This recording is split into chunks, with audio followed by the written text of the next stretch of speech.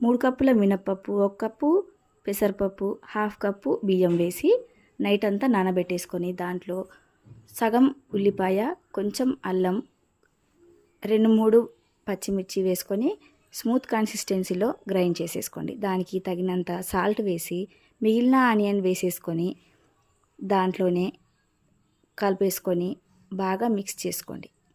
ఆ తర్వాత అదేంటంటే మన చేతికి అంటకుండా రావాలది. నెక్స్ట్ బాండీలో ఆయిల్ వేసేసుకొని చిన్న చిన్న అమౌంట్లో వడల్లాగా చేసుకోండి. పెద్దగా వేసుకుంటే లోపల సరిగ్గా ఉడకదు కదా, అందుకని ఇలా చిన్న చిన్నగా వడలన్నిటివి వేసేసుకోండి. బియ్యం, ఆనియన్, మళ్ళీ పెసరపప్పు ఇవన్నీ కొంచెం వడని క్రిస్పీగా అయ్యేటట్టుగా చేస్తాయండి.